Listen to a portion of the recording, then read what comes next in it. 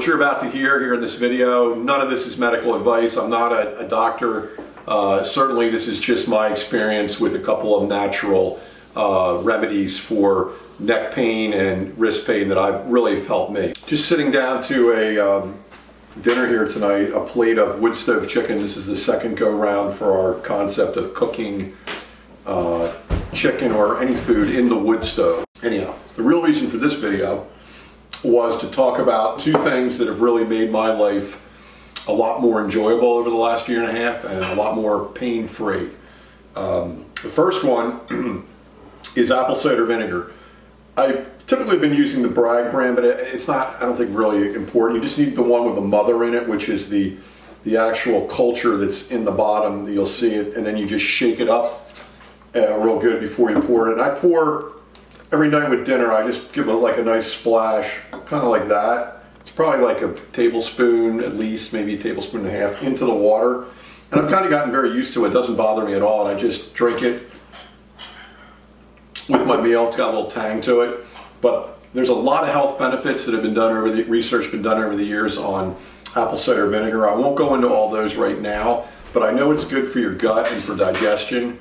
Sometimes I'll put some ginger in there. Sometimes last night I made a fresh ginger tea and then put the apple cider vinegar in with it. It was actually quite good. The reason I've been doing this, let me get to the point. I actually found something on YouTube over a year ago. I've been having really bad neck pain. I have degeneration. I have bone spurs in my neck. I've had MRIs and x-rays done, and it's pretty nasty. And so I was in such pain. It started maybe about 15 years ago, and then would go for like, at that point, for like 3 months. And stress can bring it out and exaggerate it, but it was so bad I couldn't sleep for a couple months there. It was really horrible. Then it kind of abated for a couple years. Then every once in a while it would flare up. Well, I had a bad flare up again, I guess about a year ago, and I was unable to even play as early as this past spring, play any disc golf over at the course that I've been building over here just down the road. And so that was very frustrating, not be able to even play the course that I was working so hard to build. I was still able to like chainsaw and drag brush, but there was something about that real hard flick forehand throw that was very very painful. The pain would shoot right down my neck and out my right arm. So I kind of was at the end of my line with the pain, and I was having some trouble sleeping. I was using some CBD salve, which helps take the edge off, but the chronic on and off pain was really not helping me. It was just really, really hard to deal with. So I finally went online and I found out about apple cider vinegar, that it actually can really help with bone spurs. I was like, really? That's crazy. It just sounds so sort of strange to me. So I started doing this, at that time I might have even been doing it twice a day, and all of a sudden, I swear to God, it was in like 3 days, the pain just started to really decrease. I would say within 5 days, I was probably like 80 to 90% better. And ever since then, I've pretty much religiously had a glass of this, water with the apple cider vinegar or in my tea in the morning every day. And I've been 80 to 90% better on my pain. I do some neck exercises like these, and I do the turns, and then I do the tilt up the ear. So I do 3 or 4, and I do something else with my right arm, which is where I go like this, and then I shrug up, and it's called flossing. And there's something about that repetitive motion that apparently helps with the impingement of the nerve. And I've been able to play disc golf again. But I really believe there's something to it with the apple cider vinegar and the bone spurs. So I would encourage anyone who's got like that kind of condition, bone spurs anywhere on their body, or arthritic condition or degeneration or spurs, to try apple cider vinegar. It's really worked really well for me.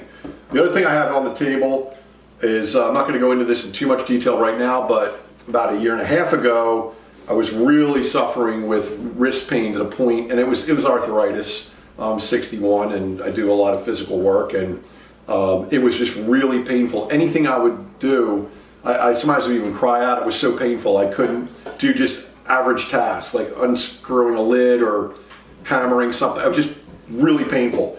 So turmeric, I found the best. I put this in tea sometimes, but it's kind of like, it's a powder. It's kind of it's not the greatest on the palate. The best way I found to take this is I just sprinkle it on my eggs, whether they be scrambled or over easy, and actually heat apparently activates the turmeric to make it more effective. The other thing that makes it, like, I think it's something crazy like 2,000% more effective is you put black pepper with it. The peppian I think it is, in the black pepper really activates the turmeric, as does the heat. So eggs is the great way to go. A friend of mine who's a neurosurgeon, doctor, said he throws it on his eggs, and that's when I started doing that. And I mean, it's been, again, 90% better with my wrists.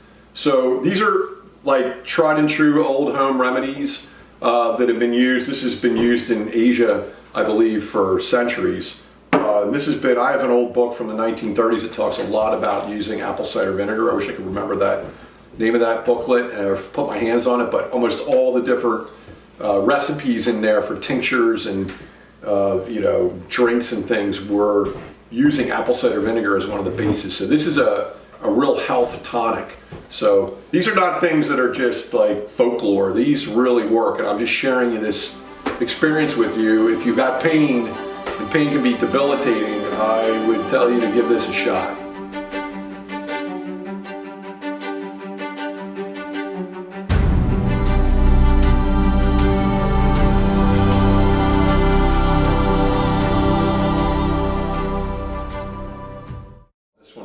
It did like a Mediterranean style with these chicken legs, like tomato, lemon, capers, and a bunch of spices and onion. And it turned out great.